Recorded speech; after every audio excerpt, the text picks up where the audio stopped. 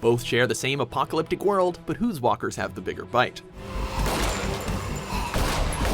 Welcome to WatchMojo.com, and today we'll be pitting AMC's The Walking Dead TV series against Telltale's The Walking Dead video game series.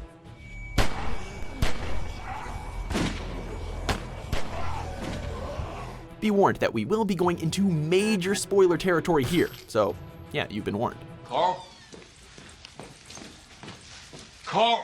Number 1, tone and atmosphere. I'm sorry this happened to you.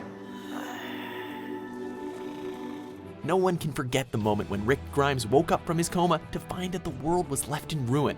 And there have certainly been some foreboding moments throughout the ongoing series that reflect the bleak narrative of the graphic novels.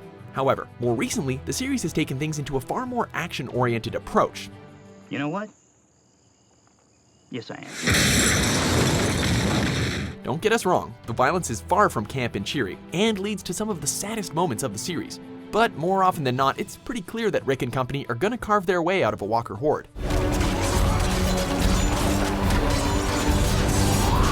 We have to admit it though, Negan has certainly offered some fresh despair as of late.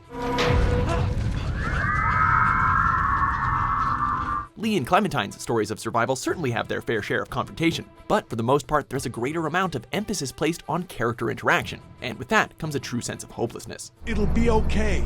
Let's all just... No! In every single episode, a sliver of hope is crushed before their eyes, always ending in the death of a favorite character. Cat! Gotcha! Not only does this reinforce the few decent relationships left between our protagonists, but it also makes it perfectly clear that death lies around every corner, whether it's from The Walking Dead or by some truly disgusting people. I'm sorry you've seen more violence than I'd have thought in your short time, but you all are safe here. The chaos of AMC's The Walking Dead definitely provides some stern action and heartbreaking moments, but Telltale's The Walking Dead is completely immersed in a sense of sorrow that never leaves the player for a moment. Clementine, baby. If you can hear this, call the police. Look no further than the endings of each episode and try not to tear up. Winner, Telltale. You are so gonna regret crossing me in a few minutes. Round 2, Survivors. Abraham, damn straight, we'll do it live! You meet Daryl at Red, let him take him through the gauntlet! Yeah, we meet at Red. There are no saints in the world of The Walking Dead, and even the most well-intentioned of people can be led astray. I should have killed you. I should have. On the television show, the main group has had many members come and go, the core of which remains everybody's favorite Daryl Dixon, the tortured and badass swordswoman Michonne, doomed lovers Glenn and Maggie, the manliest of men Abraham Ford, and of course there's also Carl. Of course, carrying the show on his shoulders is Rick Grimes, the former sheriff who starts off as a beacon of justice, but is slowly changed due to his numerous losses and his will to survive, sometimes not for the better. It's not up to me! There's the council now! Survivors come and go more frequently across both seasons of Telltale's episodic video game, and while more significant individuals like Kenny, Carly, Lily, and Jane make quite the impact, the reason we all adore these games comes from the surrogate father-slash-daughter relationship between former convict Lee and the adorably strong-willed Clementine. I missed my mom and dad. I bet, Clem. While players ultimately choose the major decisions that these two make, it's their constant faith and trust in each other in the face of insurmountable odds that keeps us wholly invested. The world may have gone to hell around them, but it only makes their bond stronger. Does it look dumb? No, you look cute, and a lot harder to grab. The flawed heroics of Rick and company definitely make them interesting characters, but Lee and Clementine's genuine connection, combined with their own personal struggles, just pushes them ahead of the others. Winner, Telltale. I hate that I've lost so many people, but it's made me stronger. I've learned to take care of myself. Round 3, Villains. Pissing our pants yet? More often than not, the walkers are just a natural disaster that swoop in on occasion, but the title of villain definitely belongs to the living, and Rick has encountered some of the worst. I'm here for one thing only. Your surrender. The most infamous of these would be the Governor, a man who puts up a sympathetic front, but whose violent tendencies and lack of remorse led to quite the body pile, including Herschel Green. Liar.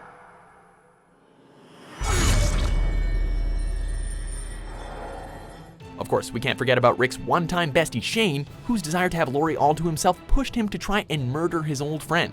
It ain't gonna be easy. But Laura and Carl, they'll get over you. They done it before. Not all have hit their mark, but then they weren't Negan, whose debut has brought a new level of suspense and fear to the series. In fact, you are pegged. More pegged if you don't do what I want, and what I want is half your shit. In the case of Telltales, the characters tend to switch between friends and foes on a dime, Lily and Larry being prime examples. In terms of straight-up antagonists, however, the Stranger and Carver step above the rest as bitter enemies towards Lee and Clementine, respectively. I don't want you to say anything. I want you to know what happened.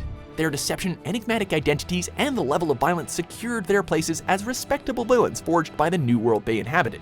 You discipline her now, Carlos. How do you propose that One good smack across the mouth should do it. We also have to give a shout out to that family of cannibals, who were not only creepy as hell, but they also killed Mark. We loved Mark. What the hell happened to your legs, man? Don't eat dinner. The Stranger's final confrontation with Lee was practically a suspense masterpiece. But in all honesty, the brutality and ruthlessness of the Governor and Negan just can't be matched. Look no further than the latest series premiere, am I right? Winner, AMC. Rick, I want you to take your axe. Cut your son's left arm off, right on that line. Yeah, I know. You're gonna have to process that for a second. Round 4, shocking moments.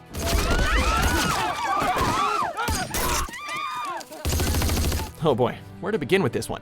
In the world of The Walking Dead, shock often equates to the many brutal ways our favorite characters bite the dust. Glenn and Herschel especially suffer in this regard, with the former supposedly being eaten by walkers before actually getting horrifically beaten to death by Negan. Back to it. While the latter has his leg forcibly amputated by Rick with an axe as a way to save him from a walker bite, only to have the Governor cut his head off with a sword. Throw in the reveal of the cannibals at Terminus and a very bloody end to the likes of Lori and Abraham, and you practically have a roller coaster worth of shock value. Oh, no. Random deaths are also aplenty in Lee and Clementine's struggle as well, some of which the players are in control of, while others just come flying out of left field. No!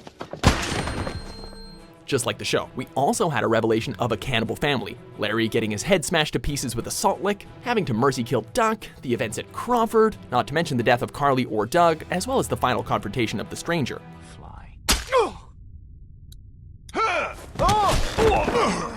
Of course, all of these pale in comparison to the endings of each season's final episode, where Lee's fate and Clementine's painful decision left the gamers' jaws hanging open.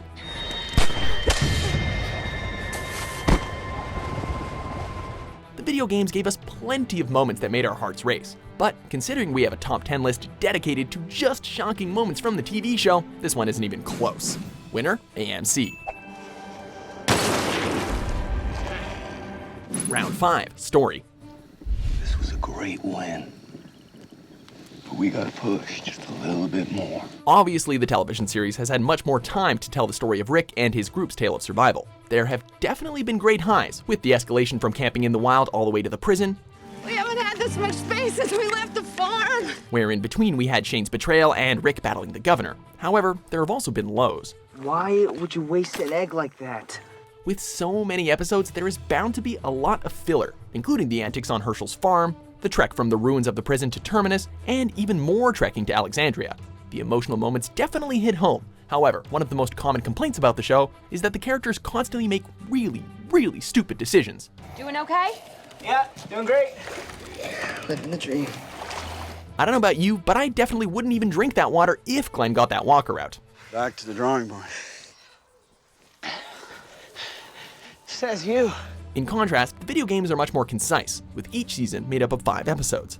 As such, the pace moves a lot faster and has a much more narrowed focus on the characters and their goals. Yeah, I want my parents to come home now.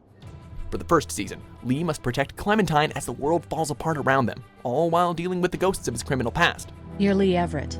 You're a professor at Athens who killed a state senator who was sleeping with your wife. For the second season, a much older Clementine must fend for herself, learning that alliances can quickly fall apart. We gotta get out of here! Get over here, goddammit! Can't you listen to me once? Just one time? Packed with decisions that lack clear moral consequences. Highlights such as Lee versus the Stranger, the Cannibal Family, and Kenny versus Jane, Telltale storytelling can definitely be considered far more compact. Please. Please don't be one of them. No one will be forgetting Rick's trials and tribulations anytime soon, but as a whole package, we have to give it to Lee and Clementine's battle for survival for giving us a far richer narrative experience. Bring on the 3rd season, baby.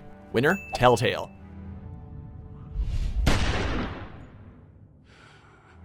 It may be inferior in terms of budget size and lack the realistic, visceral edge of its live-action counterpart, but climbing its way to the top of bodies as the best interpretation of the graphic novel is Telltale's The Walking Dead.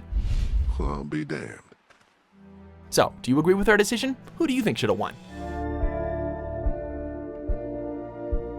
With new versus battles on the way, be sure to subscribe to WatchMojo.com. You guys be safe.